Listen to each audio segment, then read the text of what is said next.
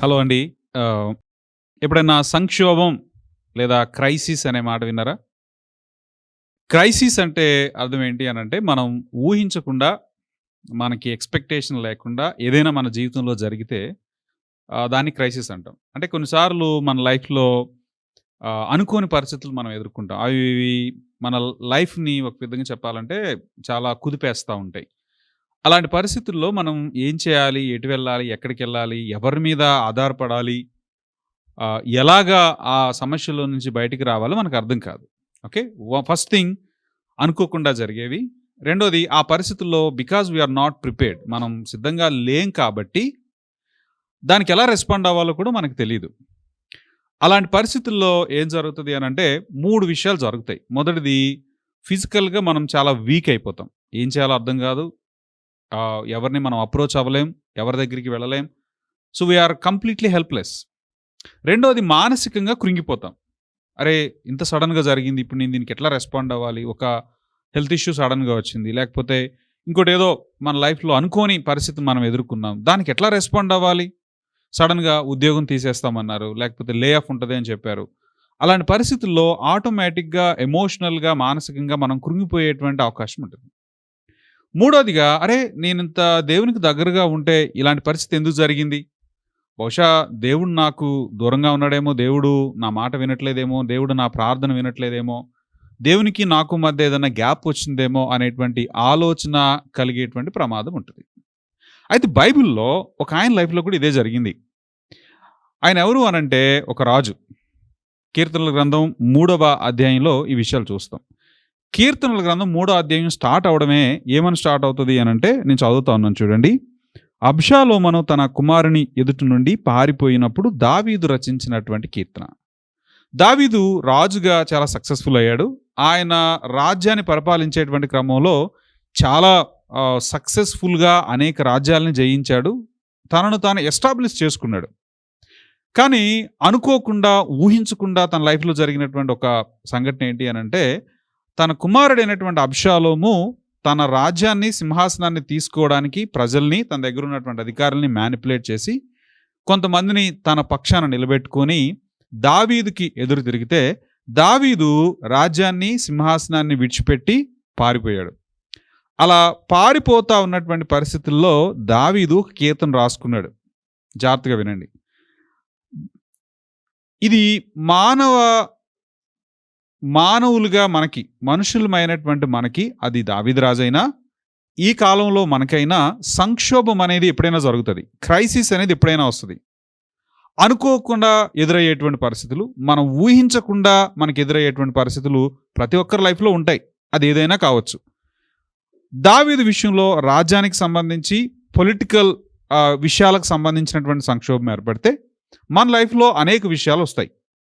అయితే ఇక్కడ దావీదు రెస్పాండ్ అయినటువంటి విధానం మనకి కొన్ని పాఠాలు నేర్పిస్తది. మనకి సంక్షోభం వచ్చినప్పుడు, మన లైఫ్‌లో ఊహించిన పరిస్థితులు మనకు ఎదురైనప్పుడు, మనం ఎలా రెస్పాండ్ అవ్వాలి అనడానికి కొన్ని పాఠాలు మనం నేర్చుకోవచ్చు. మొదటిది, మనం చూసాం. సంక్షోభం ఎదురైనప్పుడు ఫిజికల్‌గా మనం బలహీనులమైపోతాము. ఓకే. బహుశా ఈయన కూడా బలహీనుడైపోయి ఉంటుంటాడు. వాస్తవంగా చెప్పాలి అనంటే, రాజ్యంలో ఉన్న వాళ్ళలో చాలామంది సైన్యాధ్యక్షులు, లేకపోతే మిలిటరీ అంతా కూడా తన కుమారుడి వైపుకెళ్ళిపోయారు. ఇప్పుడు దావీదు చాలా కొద్దిమంది ట్రస్టెడ్ పీపుల్‌ని మాత్రం తీసుకొని రాజ్యంలో నుంచి వెళ్ళిపోతా ఉన్నాడు. ఒంటరిగా ఉన్నాడు. హెల్ప్‌లెస్ కండిషన్‌లో ఉన్నాడు. ఎలా రియాక్ట్ అవ్వాలో తెలియదు. ఎలా ఫైట్ బ్యాక్ చేయాలో తెలియదు.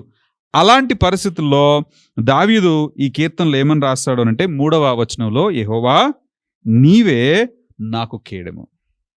నీవే నాకు కేడెము. సో, మనం బలహీనులమయ్యి, ఒంటరి వాళ్ళమయ్యి, నిస్సహాయులమయ్యి, ఫిజికల్‌గా ఏమీ చేయలేనటువంటి పరిస్థితుల్లో మనం దావీదులాగా దేవుని వైపు చూడడం నేర్చుకోవాలి. He is my shield. Shield అంటే యుద్ధంలో ఎదుటి వ్యక్తి, శత్రువు మన పైన దాడి చేస్తా ఉన్నప్పుడు, బాణాలేస్తా ఉన్నప్పుడు అడ్డుకోవడానికి ఎదురుగా పెట్టుకునేటువంటిది ఒక షీల్డ్ అది. కేడెము అంటే అది. దావీదుకున్న అవగాహన ఏంటంటే, దేవుడు నాకు షీల్డ్ లాగా నన్ను ప్రొటెక్ట్ చేస్తాడు. మేబీ నేను ఒంటరివాడిని అయ్యుండొచ్చు. But God will be my shield. ఆయన నాకు కవచంగా, ఆయన నాకు కేడెంగా ఉండి నన్ను బలపరుస్తాడు.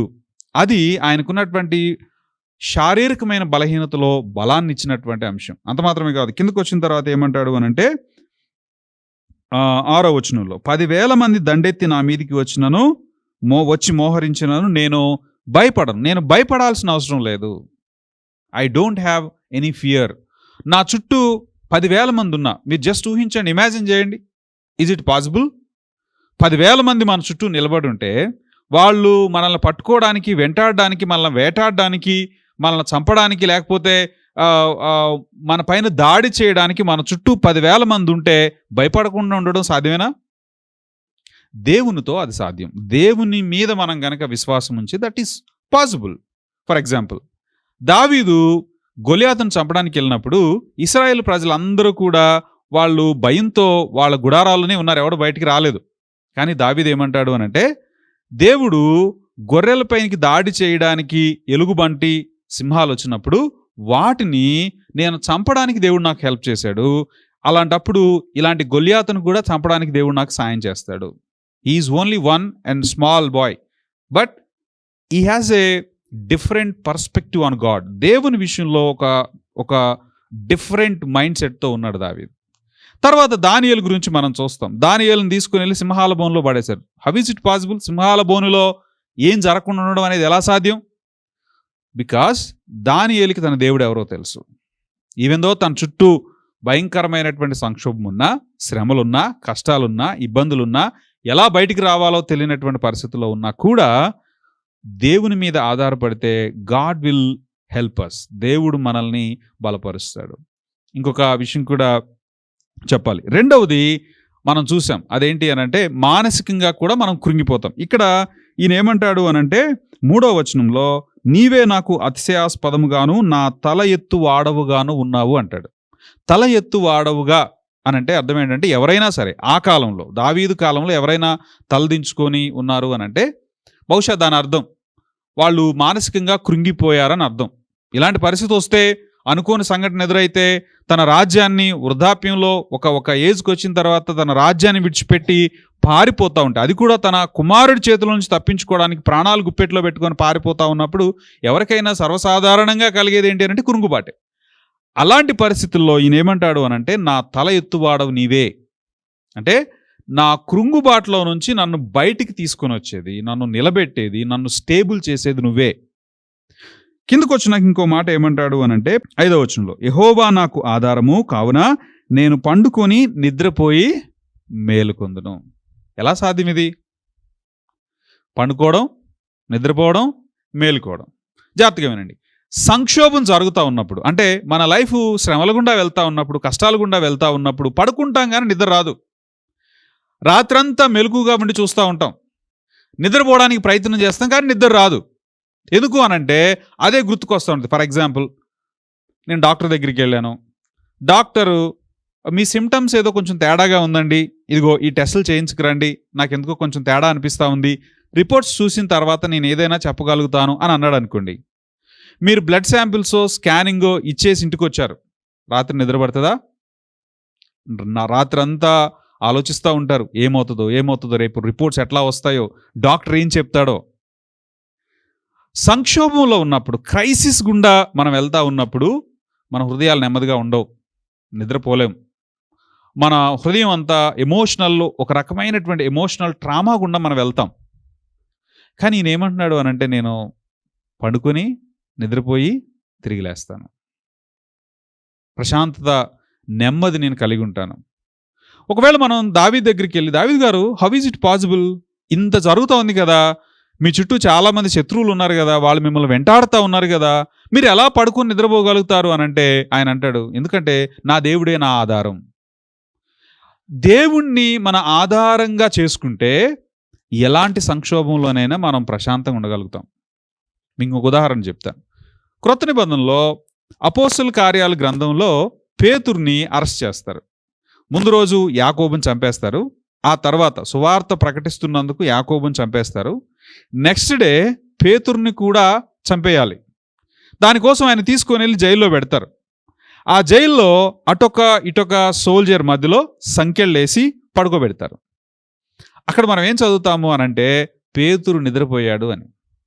ఎలా సాధ్యం? తెల్లారితే పేతురుని చంపేయడానికి సిద్ధం చేస్తూ ఉన్నారు. ఆ రాత్రి ఇద్దరు సైనికుల మధ్యలో పేతురు ప్రశాంతంగా నిద్రపోయాడంట. ఎంత నిద్రపోయాడో తెలుసా? దేవదూత వచ్చి అతను లేపి బయటికి తీసుకుని వెళ్ళేంత వరకు ఆయనకి మెలకు రాలేదు. When we depend on God, దేవుడే నా ఆధారం, దేవుడే నా కేడెము అనే అవగాహనలో మనం ఉంటే ఎలాంటి క్రైసిస్ వచ్చినా వీఆర్ అట్ పీస్, మనం నెమ్మదిని కలిగి ఉండగలుగుతాం. మూడోది, ఇలాంటి క్రైసిస్ వచ్చినప్పుడు మనకు వచ్చే ఒక డౌట్ ఏంటి అని అంటే, దేవుడు నన్ను వదిలేశాడేమో, దేవుడు నాకు దూరంగా ఉన్నాడేమో, దేవుడు నన్ను పట్టించుకోవట్లేదేమో. యాక్చువల్గా వీళ్ళు కూడా ఏమంటారు అని అంటే, దావీదు అదే విషయం చెప్తాడు 2వ వచనంలో. ఏమంటాడు? దేవుని వలన అతనికి రక్షణ ఏమీ దొరకదని నన్ను గూర్చి చెప్పువారు అనేకులు అంటాడు. దేవుడు ఆయన సాయం చేయడు, దేవుడు ఆయన వదిలేశాడు, దేవుడు ఆయన పట్టించుకోవట్లేదు అని చాలా మంది బయట చెప్తున్నారు దేవా. బికాస్ నాకున్నటువంటి ఈ క్రైసిస్ని బట్టి, నాకున్నటువంటి ఈ పరిస్థితిని బట్టి, నేను ఎదుర్కొనేటువంటి ఈ ఊహించినటువంటి పరిణామాలను బట్టి నా చుట్టూ ఉన్న వాళ్ళు ఏమంటున్నారు అని అంటే, దేవుడు ఆయనకి సాయం చేయడు, దేవుడు ఆయన వదిలేశాడు అంటా ఉన్నారు. మరి అలాంటి టైంలో ఆధ్యాత్మికంగా నేను స్టిల్ అలైవ్, ఆధ్యాత్మికంగా ఇంకా నేను ఎలా ఉండగలుగుతాను అని అంటే, కిందకు వచ్చినాక ఆయన ఒక మాట ఏమంటాడు అని అంటే, ఎలుగెత్తి నేను యెహోవాకు మొరపెట్టినప్పుడు ఆయన తన పరిశుద్ధ పర్వతం నుండి నాకు ఉత్తరం ఇచ్చును. ఈయనకున్న నిరీక్షణ ఏంటి అని అంటే, నేను దేవునికి మొరపెడితే హీ విల్ రెస్పాండ్. వాళ్ళు అనుకుంటున్నారు దేవుడు పట్టించుకోడని, వాళ్ళు అనుకుంటున్నారు దేవుడు ఆయనకి సాయం చేయడని, వాళ్ళు అనుకుంటున్నారు దేవుడు ఇన్ని వదిలేశాడు అని. బట్ స్టిల్ నాకున్న నిరీక్షణ ఏంటి అని అంటే, నేను నాకున్న ఈ పరిస్థితుల్లో ప్రార్థన చేస్తే, నేను మొరపెడితే, నాకున్న సంక్షోభాన్ని, నాకున్న శ్రమని, నాకున్న కష్టాన్ని నేను దేవునితో చెప్పుకుంటే he will definitely respond to me. మీకు గుర్తుందా? నిర్గమాకాండంలో ఐగుప్తీయులు అనేకమైనటువంటి శ్రమలు పెడతా ఉంటే, వెట్టి పనులు చేయిస్తూ ఉంటే, ఆ బానిసత్వాన్ని తట్టుకోలేక ఇశ్రాయేలు ప్రజలు దేవునికి మొరపెడితే దేవుడు వాళ్ళని జ్ఞాపకం చేసుకున్నాడు అని మనం చదువుతాం. We have a God. మన దేవుడు ఎలాంటి వాడు అని అంటే, మనం ప్రార్థన చేసినప్పుడు, ఎలుగెత్తి ఆయన వైపు తిరిగి మొరపెట్టినప్పుడు he will respond to us. మనకి స్పందించేటువంటి దేవుడు. ఈ 3 విషయాలు, ఒకవేళ మనం ఏ విధమైన సంక్షోభం గుండా వెళ్తా ఉన్నామో నాకు తెలియదు, వినేటువంటి మీరు ఎలాంటి పరిస్థితులు గుండా వెళ్తా ఉన్నారో నాకు తెలియదు. బహుశా అది ఉద్యోగానికి సంబంధించిందా, లేకపోతే అది మీకు జీవితానికి సంబంధించిందా, లేకపోతే అది మీ కుటుంబానికి సంబంధించిందా, whatever it may be. ఒకవేళ మీరు అనుకోని ఊహించినటువంటి పరిణామాలు మీ జీవితంలో ఎదురై మీరు ఇబ్బందులు గుండా వెళ్తూ ఉంటే, మీరు శారీరకంగా, మానసికంగా, ఆధ్యాత్మికంగా కృంగిపోయినటువంటి పరిస్థితుల్లో ఉంటే, మీరు ధైర్యం తెచ్చుకోవడానికి ఉన్న ఒకే ఒక ఆధారం ఏంటంటే దేవుడే. ఎందుకు అనంటే దావీదు చెప్తున్నాడు, ఆయనే నా కేడెము, ఆయనే నా అతిశయాస్పదము, ఆయనే నా ఆధారము, ఆయనే నా రక్షణ, నేను ఎవరికి భయపడను అని చెప్తా ఉన్నాడు. దావీదుకైనా మనకైనా మానవులుగా ఇలాంటి క్రైసిస్ గుండా, అనుకోని పరిస్థితుల గుండా వెళ్ళడం కామన్. అయితే దేవుని యందు విశ్వాసం ఉంచినటువంటి మనకి దేవుడు ఒక గొప్ప ఆధిక్యతనిచ్చాడు. We can enjoy the peace. దేవుని యొక్క నెమ్మదిని మనం మన జీవితాల్లో అనుభవించవచ్చు. దేవుని మీద ఆధారపడదాం. క్రైసిస్ సమయాల్లో, కష్ట సమయాల్లో దేవుని మీద ఆధారపడి ధైర్యంగా వాటిని అధిగమించగలుగుదాం. దేవుడు ఈ క్రమంలో మనకు సహాయం చేయను గాక. అందరికీ వందనాలు.